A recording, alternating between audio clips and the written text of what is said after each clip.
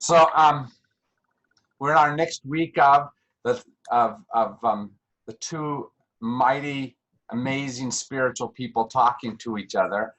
It's their first day, and as we go along in the next couple of days, they'll be talking more thematic. But here they're kind of rambling and kind of just talking about things and introducing themselves.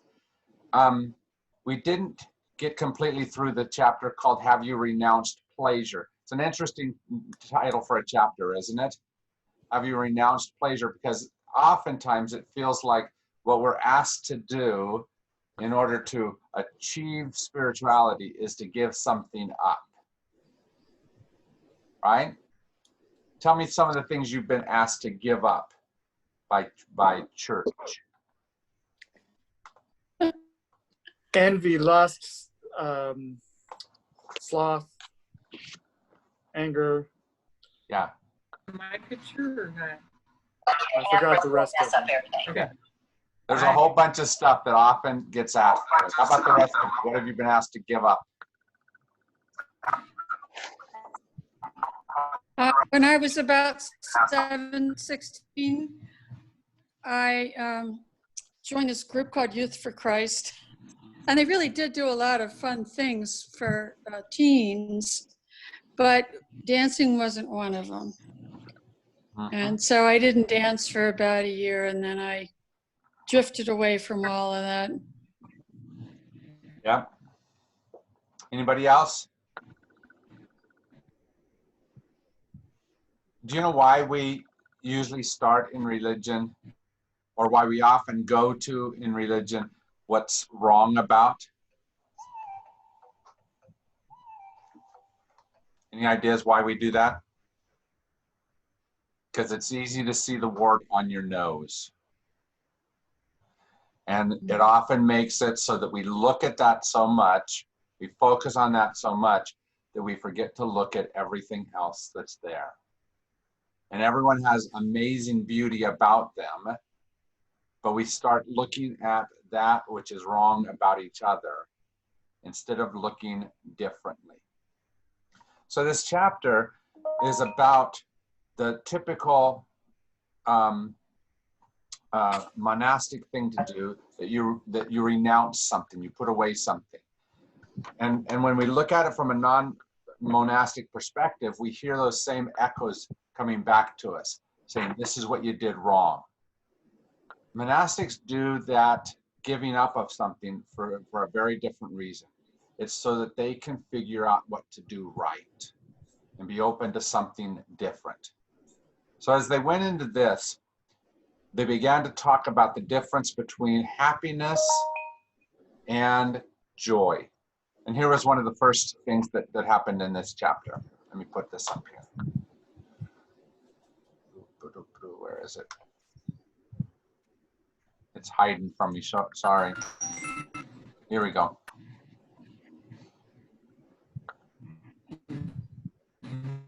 So it's trying to seek happiness through sensory gratification is like trying to quench your thirst by drinking salt water. It's what is it that you're doing that's not quite going to ever do it. If you're trying to find happiness just by making your mouth feel great because you eat something wonderful, making your hands feel great because you touch something wonderful, you're going to be less than satisfied with everything, because joy is deeper than all of that. Then they go on to say this: when we speak of experiencing happiness, we need to know there are actually two different kinds. The first is pleasure through the senses. Notice they don't say that's wrong, but they do say, but we can also experience happiness at the deeper level through our mind, such as through love, compassion, and generosity. While the joy of the senses is brief, the joy at this deeper level is much longer lasting. It is true joy. So what they're trying to draw us towards is what is of most value, not just what is relatively transitory value. How many have ever taken at least some time in the transitory value side of life? It's not a wrong side of life. It just makes it so that we miss something deeper. What they're trying to draw us towards in this whole conversation is that which is deeper. And it's interesting that right then, within just a few words, they jump right towards what is deepest. And it is this. This is the value of compassion, of having compassionate feelings for others. Even 10 or 30 minutes of meditating on compassion, on kindness for others, and you will see its effects all day. That's the way to to maintain a calm and joyous mind. The word compassion literally means suffering with, being with, walking through with others. Now, it's kind of counterintuitive to us because we've taught each other really well how to find happiness in some of the other stuff. Okay. I'm happy when I eat a chocolate cake, right? Being in the space of compassion where we sit and help each other is a whole different space. How many have experienced, though, that it does bring the deepest kind of joy? When has that happened? When has that happened to you? Where has it happened to you? But you've been a teacher, so I mean, just working with students, going through the frustrations, and then having them come to an understanding. I lost you. Yeah, I'm sorry, I'm still here. Okay. That aha moment that Ron's talking about is one of the great joys of life. When suddenly the bulb clicks on, especially if it's been months that you've been trying to get that bulb to click on, right? And suddenly you know this is something much deeper. Joe, you had your hand up. Well, I have two thoughts. I've lived a lot of my life. Well, I'll be happy when I graduate. Well, I'll be happy when I get a job. Well, I'll be happy when I get to go on vacation. And one of the things that I think we've experienced is when we've gone to Peru, we've seen, you know, the people who live there who have none of those physical things that bring happiness, but that we're always surprised by the high level of joy that they exude. And we always leave thinking, how are they so joyful when they have so few things? Right, Nancy? That was a big deal. Yes, it was a big deal. They taught us a lot. So let me follow up on that and have Joni tell you about a particular story that is one of our favorites, because it happened the very first year we were there and it set the stage for everything. Will you tell them about Diego coming to you that first? Yeah, we were working on the site, and it was the middle of the morning, and these two young boys came, and we were wondering why they weren't in school, because they were little. Jack was, 5, and Diego was maybe 7 or 8. So, we had a conversation with them. Well, they were selling a cake, like a bundt cake that their mom had made, and they couldn't go to school because their job was to sell this cake or these pieces of cake to help support the family. So we said, well, how much is the whole cake? And it was $3, I think. So we bought the cake, which meant that they could take the day off, and they spent the day with us. We knew that they were smart boys and that they should be in school, because on the second day they showed up with 2 cakes. We thought these are smart kids. So as we bought their cakes every day and you got to get to know them, they became really, lifelong family members of us. And Jim still corresponds with them. They're now how old? Diego is 23 and in the police force in Iquitos, and Jack just graduated 2 years ago. Here's an amazing thing about that, though. Let me just follow up on what happened the next year, throughout the next year before we went back there. Gloria, the mother, became very ill in the hospital for months, and the refuge essentially adopted those kids, kept them on campus. There were 4 kids, and surrounded them with a community of love, and they are still very connected to that community because they found compassion with suffering for each other. And when you see those kids today, Diego, who was about as thin as my finger, his arms were just rail thin. He has grown up to be a good, strong boy because someone was there with him in the midst of that and helped him to be able to see something beyond just the hunger, just the loss, just the everything of. And I think that's what we are called to do on a regular basis, is to figure out what's the deepest thing, because it's the deepest thing that will bring the deepest joy as well. On this, in this section, they said they said that there are 4 independent brain circuits that influence our well-being. Okay, our ability to maintain positive states, our ability to recover from negative states, our ability to focus and avoid mind wandering, and our ability to be generous. Do you see how every single one of those happens better in community? If I'm sitting in a space where I am alone and trying to sell cakes in order to have a little bit of money for my family, for me to maintain a positive state is going to be difficult. For me to try to recover from a negative state is going to be difficult. But as soon as Joni bought the cake and allowed those boys to sit with us, she gave them a chance to be able to have those higher spaces and become the better well-being that could be there. But it takes a conscious move towards, for Joni it was our ability to be generous. In being generous in that moment, in buying the whole cake, she freed up not just them, but herself for the moment of that relationship and the joy that was there. Where is it in your life that you have somehow, maybe even beyond reason, stepped towards somebody and discovered in that stepping towards, in that relationship, something greater than what you expected?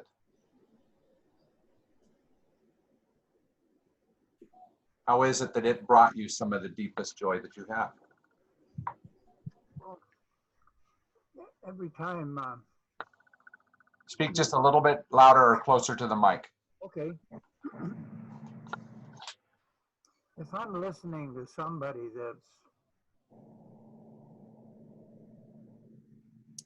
they're sharing very deeply about something that's happening in their lives, and it's not just the bad surface circumstances, but where they've really gone deep into themselves. It's such a privilege to be allowed into somebody else's life. Yeah. And the connection, the boundaries between us seem to dissolve. Yeah. And we feel like we're in a much larger space, and then we're just sheltered with ourselves. Yeah. Something magical happens in that moment, right? Yeah. And it's amazing. Yep. Who else? Well, I don't know if this fits or not, but with all of this unrest after George Floyd's death and so forth, Mike and I were in Minneapolis a number of years ago, and we only were there for a day, so we decided to hire a driver to give us a tour. And on the tour, this driver stopped and he was making a phone call, and he was saying really derogatory things about African Americans. And so when the tour was over, I called the company and I told them what happened. And they called him in, and he said, yes, I did say all that. Long story short, he was fired. And the company wrote me a letter and thanked me for telling them what he had done. And they wanted me to know that what I did caused the loss of his job, and that they wanted to refund me, and they wanted to give me another tour for free with this company. And it kind of makes me feel happy that I did that. I'm really glad I did that, especially now, especially there at that particular place. Yeah. And I think more people need to step up when the occasion occurs, and that just it was like in our face. I felt we had to do something, and I'm really, it gave me, I don't know if joy is the right word, but or satisfaction, I'm not quite sure what the word is, but I just am glad I did it. Well, the challenge is, Nancy, what you bring up right there is the challenge of trying to figure out the difference between all these emotions that are somewhat related. When we do something well, we get satisfaction. When someone gives us a piece of candy, we feel happy, right? And both those emotions are similar, not unlike each other. The question is what is it that is the deepest part of all that? And how do we get to that space? Because we can't necessarily, or nor do we want to, give each other candy just to make each other happy. In first grade, you do that a lot sometimes, is give a reward. But ultimately, you know that that's not how you want the kid to perform, because you give them a sticker or a piece of candy. You want them to do it for some other reason. How do you get from that surface level to a deeper level somehow? I have something. Yes. We have a family that we met about 15 years ago, and they're illegal immigrants. They have 4 children, and I met the oldest daughter when she was in junior high, and we've stayed in touch all this time and see each other, and they invite us to their home. And Tom helped them get out of lockup when the mother and father were picked up. He brought 20 people to their hearing in father's hearing in Eloy, and we go to the other hearings. Anyway, at this point, I really took to the daughter, because she was just a fine young lady, and she just gave so much to her family. And now she's all wanted to be a teacher, but the tuition at the U of A had to be out of state because she was DACA, and it was $63,000 for 2 years. That's tough. We tried to figure out different things, and then her sister became a teacher at Sunnyside, and they made an exception, and they've given her the last 2 years it's actually a year and a half intensive program at the U of A to get her teaching degree. I know that she wasn't born here. She has a bit with the English language, and I understood that. So I wanted to do something, so I give her $400 a month. And my intent was she could get really good grades if she didn't have to get another job. Yeah, yeah. And she's been calling me. She's in this is her 6th month, and she's straight A's, straight 4.0 average right now. Nice, very good. Good. And the nice thing about that example is that what you're saying is that you are living out of an inherent, I think, within us, an innate quality of goodness that's there. And all the other times when we're searching for that candy to make us happy, we're searching for something less important than that, right? Candy is nice, right? Getting the momentary thrill of whatever it is, that's nice, but it doesn't talk to the deepest part of us, that innate part that says we can do something more. At one point they said, there is strong and compelling evidence that we come factory equipped for cooperation, compassion, and generosity. And yet we tell each other more of the type of stories like survival of the fittest, where we think that we only win if we beat each other. And I think that what the neural research is showing is that we have a power of relationship that brings what is deepest. I think it was, she had this dream, and it was such a passion that it became my dream too. Absolutely. And her getting her teaching, she's like 11 months away from getting her degree and being able to teach is kind of like, it's so exciting and so invigorating to see someone reach their dream. That's And right. especially she's like 30 years old now, so she's been working at it for a long time since she Yeah. graduated high school. Did everyone see the concept that Archbishop Tutu brought up called Ubuntu? Mm-hmm. How many have heard of that before? Ubuntu, it says that a person is a person only through other persons, that we need each other to discover our full self. So I would venture to say that what Jade discovered there was, as she reached out and came to love and care for this person, she discovered more of herself as well. And so whoever she was before that, let's just say she was this big, in knowing and connecting with that family, her heart grew, just kind of like the Grinch. I'm not saying you were the Grinch before, Jade. But his heart grew and grew. And that's what happens to us. We discover more of our true self because we're in relationship to each other. So go ahead. I was just going to say, when I read that part, it made me really think about, the coronavirus and how we're all so isolated. And how do we still have that, outward people to help us be who we truly are as well? Yeah. And I think that's why this is so challenging, is because some of the ways that we are that greater person have been lost to us, at least in the form that we were used to it. And we're trying to say, well, can I still be that? Because I don't do this thing, or I don't give this hug, or whatever it happens to be. But distance can't contain us. We just have to figure out how to get past it. Mm-hmm.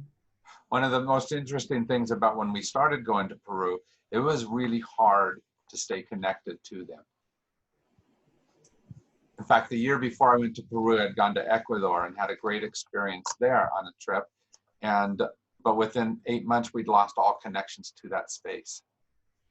And so when we went and met Jack and Diego and Pastor Victor and the other people, I wasn't willing to let that happen. And so we started going back and back.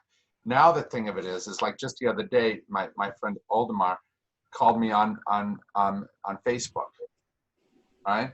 And so we can have instantaneous connection. We can be together in ways that we've never have been before. The world is not what it used to be, except that we still put up a lot of barriers between us, don't we? And every time we do that, we work against the idea of Ubuntu, that we are only people through all those other people we meet. So who is it that has helped you to become more yourself because they were present in your life? Who are some of those people whose lives showed you the greater story?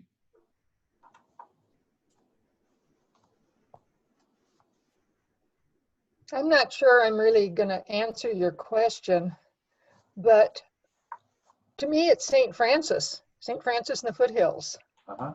And when the first time I went there, I was just going because a friend of mine was joining the church and she wanted me to just be there for her. And because she didn't know many of the other people yet. And so I went that one time and I haven't left. You may have noticed it just hit me in so many places that it connected. It just connected with me. Mm-hmm. Right from that first time. The music did, the people did, the way they talked, the way it looked. Just, I don't know, I'm sure other people have had the same experience when they showed up there, that it was like coming home. Yeah. And that means a lot, doesn't it? That sense Yeah. of coming home, of being in that space that in many ways is my larger self, right? And life often makes us forget our larger selves. At one point they said in the book, unfortunately in our world, we tend to be blind to our connections until times of great disaster. And they said something about an earthquake happens somewhere and suddenly we realize we're connected to them, and so we send them some money or something.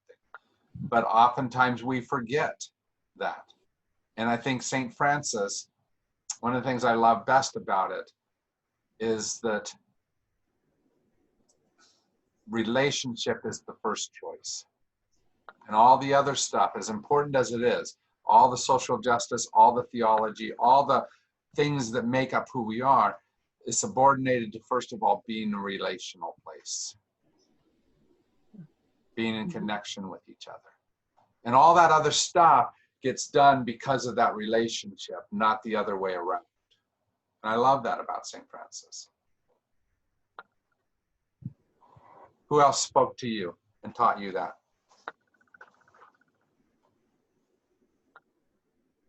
Who helped you to know more about yourself, enlarged you, so to speak?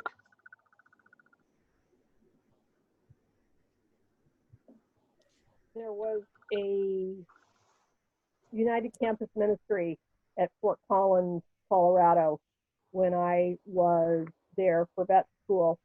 And the director was Bob Geller. And he was the wisest man I think I've ever known. Yeah.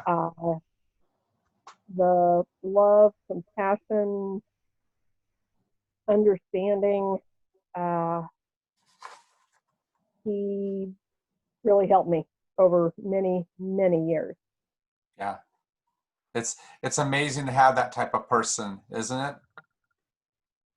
One of the people who helped me also happened in Fort Collins, Colorado, was Coach Carbajal, who saw me run and said, "You need to run with me," and got me on the track team. And it enlarged my world. Blevins Junior High School, go Bruins. Jamie, I had a couple of years that Bob Geller was myself, so when he was here at the U of A. With Bob? Yeah, Oh my Nice. God. yeah. Nice. Well, he married my folks, and then he married my first husband and I. Wow. He boy, he was special. Yep. I think so. Just a minute. This is Bethany. Yes. I keep losing connection thing. Is it my end? Is You're anyone present. else having trouble with the connection, or is it just Melanie? I'm okay. All right. Okay. I don't know. I'm 2,100 miles away, so I guess it's a thing. I just never. Yeah. And our home network doesn't work as well either. That's why I always come up here for classes, because it's harder at home and I get more splitting of things. So I think what they do, those people who, for lack of a better term, become our angels, the ones who show us more of an eternal type of view of things, is they take us out of, for at least a moment, something that is more immediate to us, that we have to look at because of all the things that it insists on. At one point in the article, they said, most people are not aspiring to spiritual greatness or enlightenment, but to pay for their children's education and make it through retirement without running out of money, right? All those things that we all have to do. And the people that become those lights to us are those who help us to see something more. Whether it's because they stand up there and say, you can be this, or like in Jade's case, they bring us to that space of where in them we see life larger, our life larger. And don't you think, Jim, it has such a ripple effect? Because I think teachers that have believed in me have meant so much. Yeah. And then as a teacher for so long, I tried to replicate that.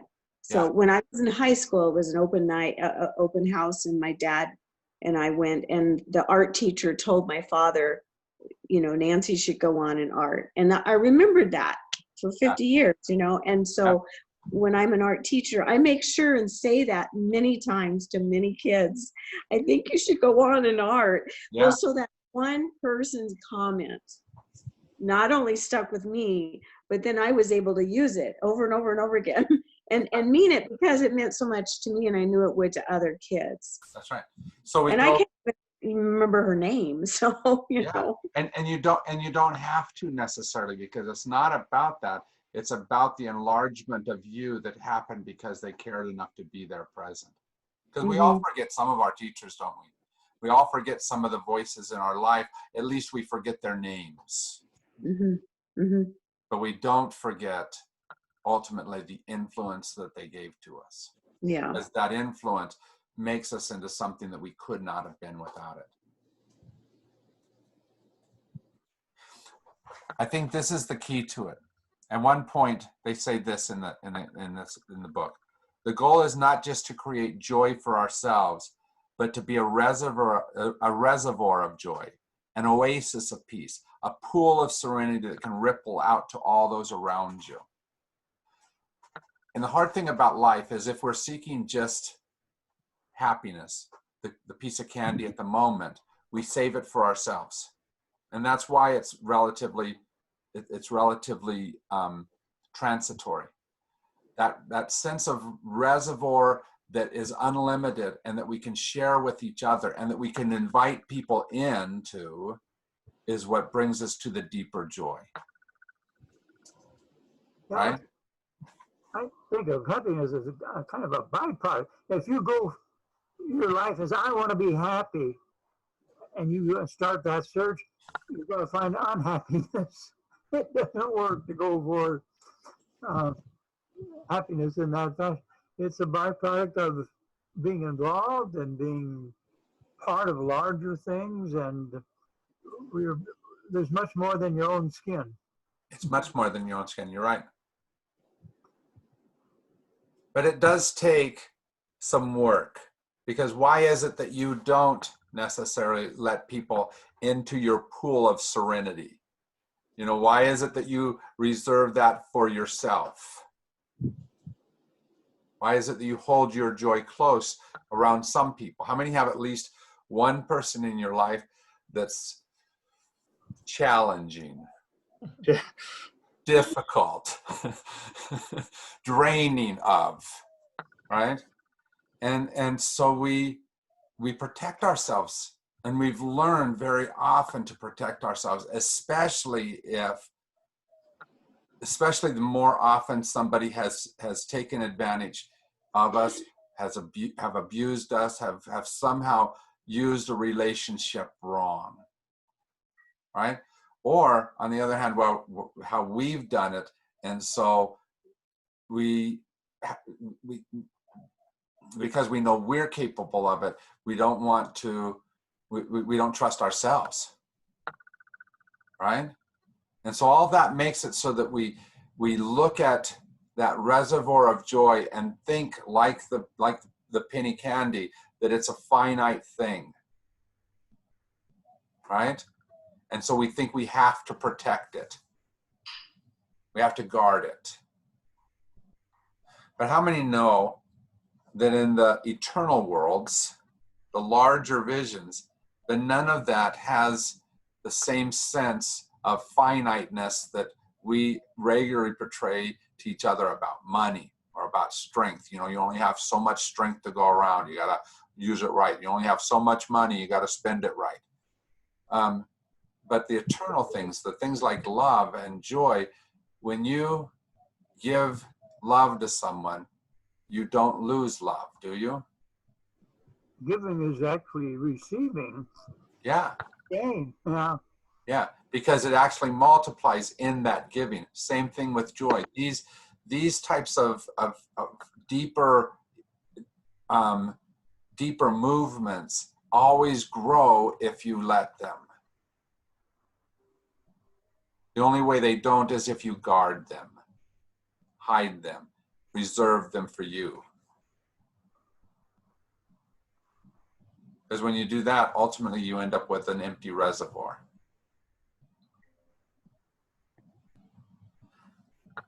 But it takes this. Let's go back to those people that are the challenging ones in your life. How many know that it would be really nice sometimes you just reach out and smack them?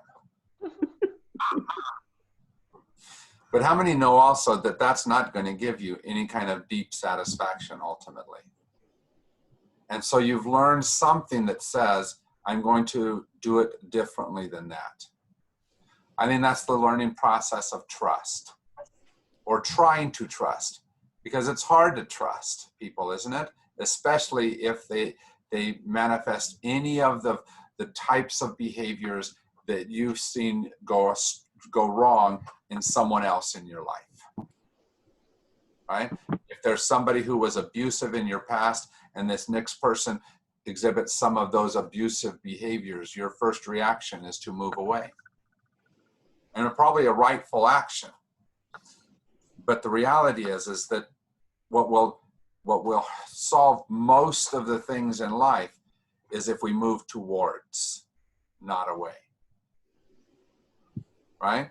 If you have fear and you want it to diminish, you have to move towards that fear. For if you move away from it, it will grow. And so we have to figure out how to develop trust. And why don't you trust some of the people of your life? What stands in the way of trusting them?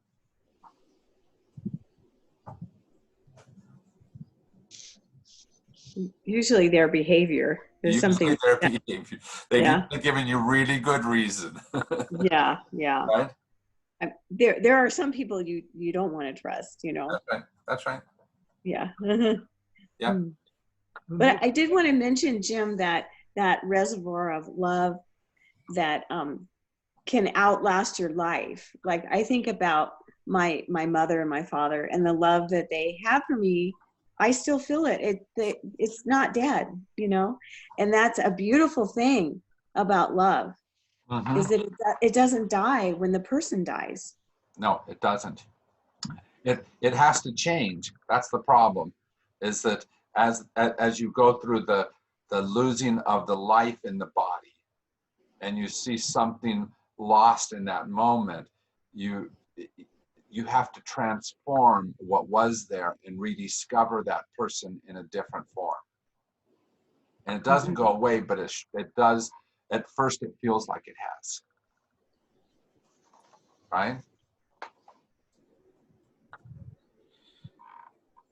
Different book, The Bridge Across the River, Richard Bach, he says in there that love is the bridge between life and death, because yes, love doesn't go away.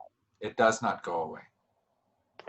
And ultimately, trust, I don't think, goes away either, unless we try to, again, to just reserve it for us. It's one of those things that has to go out and be connectional between us. You can't develop trust, you can't develop peace just in isolation. You have to do it in connection to other people so that it's deep and meaningful peace. But it means, at one point they said this, and it's a tough issue. They said, you might have to resist your enemy's actions, but you can love them as brothers and sisters. And so even in the midst of wherever the conflictual space is at, you have to step into the space where you can see and be something that the situation, the momentary situation doesn't speak of. Okay? If you go through any kind of divorce that has children involved, the best way to go through that is to figure out how to still love the other parent, even though you hate right now much about them. Because that loving of your co-parent is essential for those children, right? And it's tough to be able to do, but that's seeing them as something more than just whatever it is that's driving you apart. Can I add something? I was thinking about trust, that you gain trust, what makes you trust someone as you develop a relationship or you get to know them better. So the opposite of what makes you not trust is maybe just not knowing them or understanding them. And I think about all the conflict that's happening between the police and the protesters. And where we've seen good things is where, you know, the police have taken off the shield, stood with them, and all of a sudden they began to know each other. Yeah. And that's how they're going to build trust between each other, is to have that knowledge or understanding or relationship together. Yeah.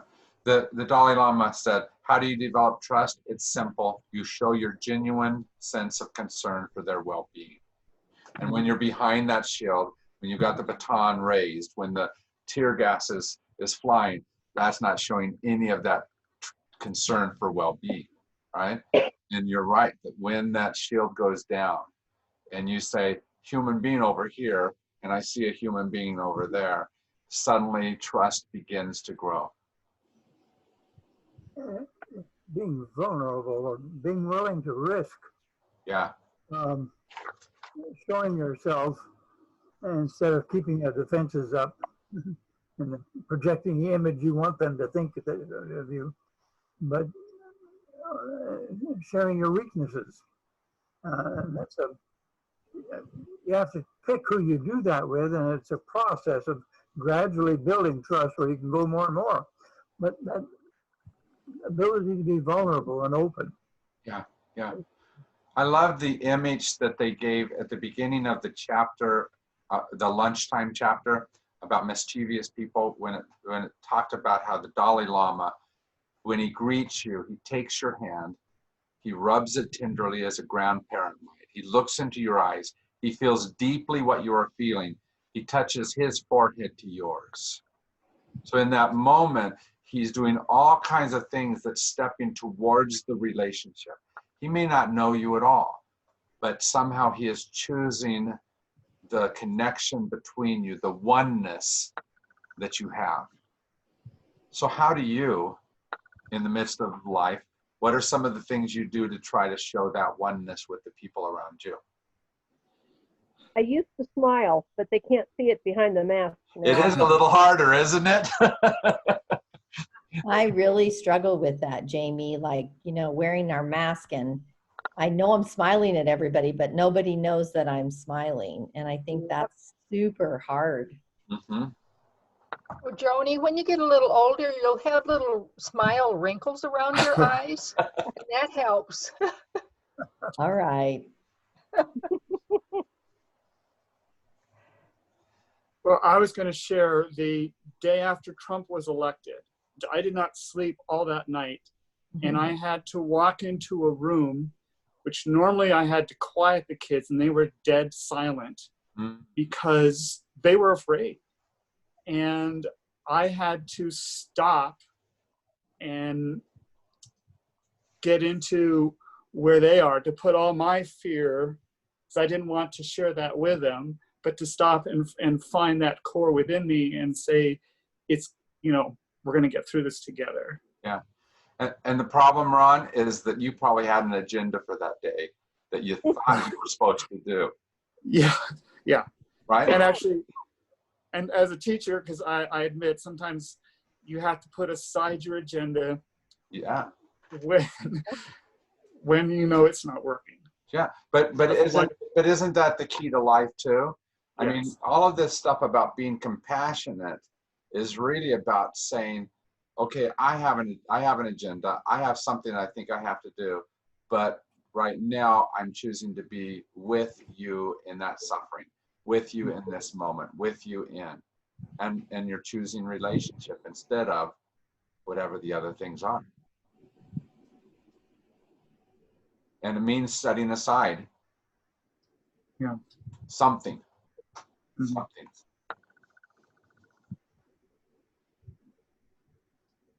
How about the rest of you? How do you essentially, like the Dalai Lama, greet someone, let somebody in?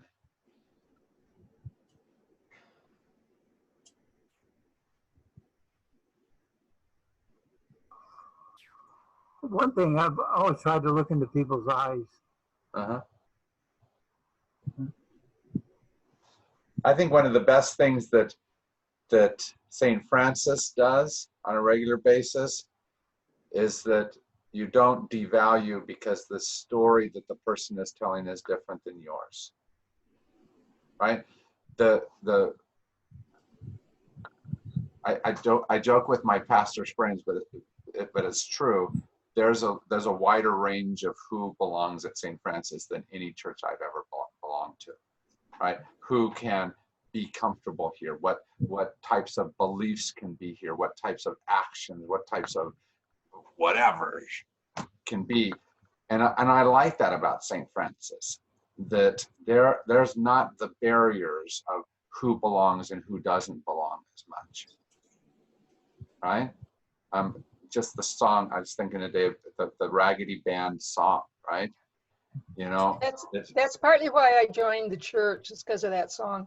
yeah, but that sense of even you are welcome, right? And we don't quite say it that way, but that's the way we hear it very often, isn't it? That even I can come and be here. Yeah, and fit in and feel comfortable. That's right. Mhm. And that's an amazing gift to give to each other, because in life we do a whole lot of different things that speak otherwise, right? When Jade goes to Eloy to sit with a family that she didn't know that well beforehand, when she chooses to expand her life into that space, it makes all the difference in the world.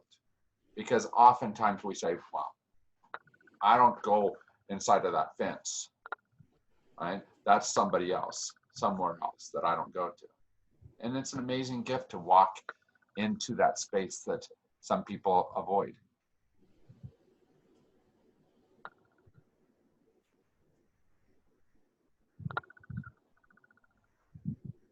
So how did St. Francis develop that? What were the choices that allowed them to be in that space of what I believe is true religion? You know what religion means, right? Literally, What? To bind. to bind together again. Religio, to put things back together and reconnect things. And we do a lot in religion. This is our problem, is we often do a lot of things that divide us. You don't have this right belief. You look different than me. You whatever. And at least part of what all of this first section is about, I believe, is if we're going to find joy, true, deep, meaningful joy, we have to not see the barriers, but rather the person on the other side of the barrier. And how many, I mean, see at least somebody here, you know, just look at the screen in front of you, and how many see at least one person who's a little strange? Don't everyone point at me.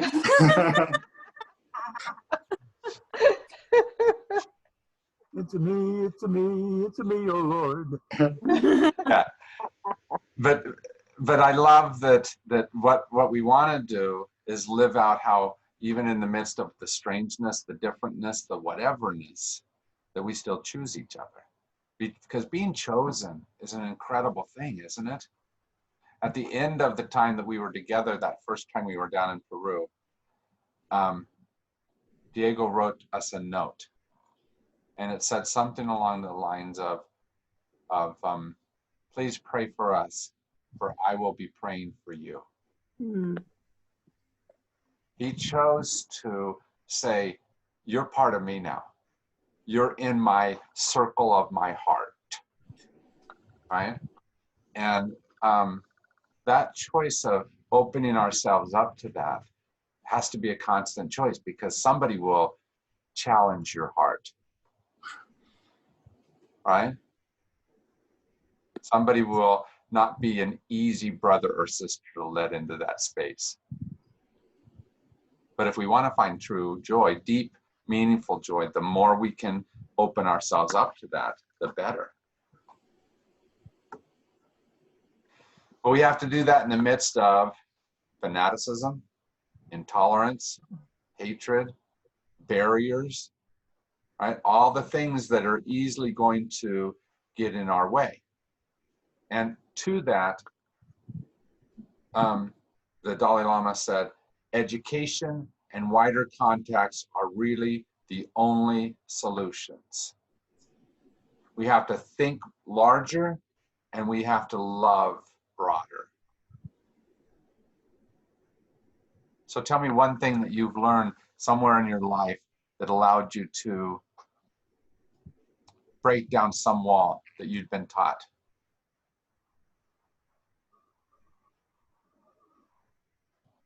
Well, I can go to the junior high MYF. We were up in the Catalinas on a weekend retreat. And there was, we're all feeling awkward, just like we were all feeling strange. I mean, that's the nature of the beast. But the leader pulled us to the side and said, Peter was really different. And he talked about, his need to be accepted. And that's the challenge and the goodness at that age, as you begin to realize, hey, that's me. Yeah. That's an amazing thing, isn't it? When we see ourselves in each other. So that's the nice thing about middle school, junior highs, they begin to get that larger ability to step back and see themselves in each other. Of course, it's an ongoing, they forget easily, like all of us do. They do. But I think the way you remind yourself is what they said later on. Everyone wants a happy life, right? Everyone is trying to find happiness in life, and we all go about it differently. But the more we can find a oneness with all of the 7 billion people, the more we can connect up, even on just that level, that they're trying their hardest to find this, and so am I. How do even if we can just find that much, it can connect us. And it's not just half of us that are trying to get a happy life, right? And so we can be against the other half. It's all of us. We're all on this quest, this pursuit of happiness together.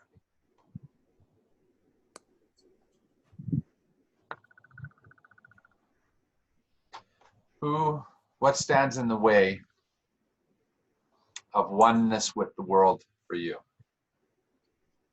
What stands in the way of you sensing that connection to somebody? I think I felt it for a long time. Sometimes I wonder what to do about it because the world is so big. I love to travel. That's partly why I've done as much traveling as I have. And when I see a person, a woman wearing a veil, I often go up and talk to her. Go, well, where are you from? What's your native language? Yeah. And because I'm curious about these people. I lived with Saudi people for 5 years, worked with them, and I feel a connection, and I miss that. And I miss not being able to travel this year. I was hoping to go somewhere. Right. Which is really one of the difficult things of, and I think that's part of the struggle right now in America, is everyone is going, I miss my connections. Yeah. Mm-hmm.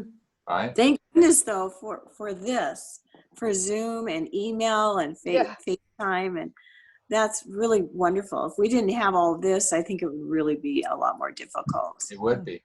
Yeah. And one thing I was going to mention was the humor that those two men had together was really inspiring. Yeah, that's really important too. Who knew 80-year-olds could be funny? Yeah. Or have fun. Or have I know. I'm almost there. We're getting, and Ed is a perfect example of someone who's past that. Yeah, absolutely. And he's funny.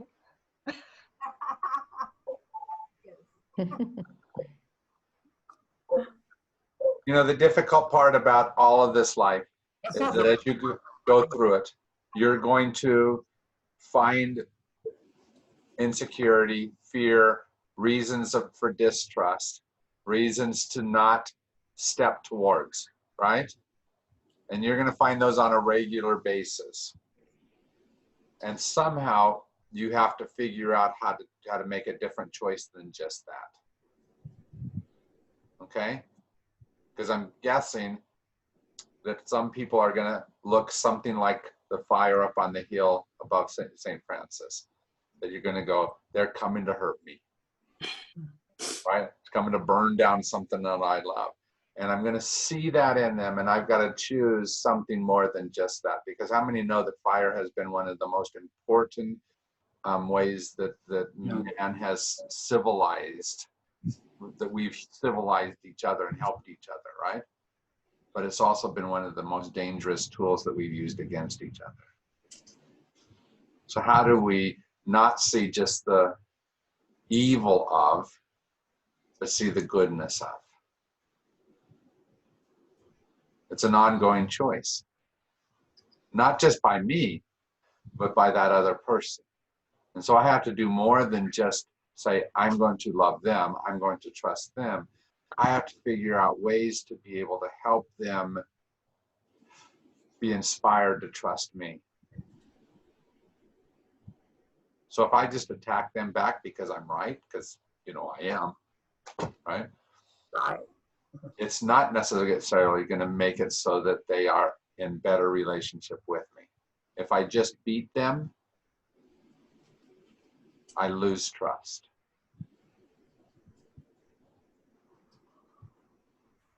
How do I help them to step towards me, even as I'm stepping towards them? One of the things they talked about, and this will be the end of what we're going to say, is a self-centered attitude. That goes back to why it is important that we have compassion, that we are in each other's life. If everything is about me, what's going to happen with my reservoir of joy, my oasis of serenity? It's going to go away. I can't maintain it if I have a self-centered attitude. It has to be there where I'm both being fueled by and I can easily let it flow out from me. But if we do that, we will reach the deepest spaces every time. Any questions? Any last words? How far should we read by next Thursday? It's in the thing I sent out Okay. a while ago. It's I think it's 3 chapters that I put. Right. But that might be ambitious. Okay. And so as we read, I mean, not the reading of it. The reading of it, I think we can do. It's when we get together and we talk for an hour, we have to decide if that feels doable, or do we cut back and do just 2 chapters a week? But that'll mean it'll be a much longer over time thing. So that's one of the first things we have to do. The first, these next 8 chapters are obstacles to joy, right? All the ways we get in, all the things that get in the way of us being able to do that. And talking about 3 of them may be simple, but it may be challenging. There may be a lot of fuel. Yeah. So that's the first thing we're going to have to judge for us. I put 3, but you guys let me know if it feels like that's too much. All right. Thank you, my friends. Thank you. Thank you. Thank you. Take Hey, care. Jade. Hello to everybody.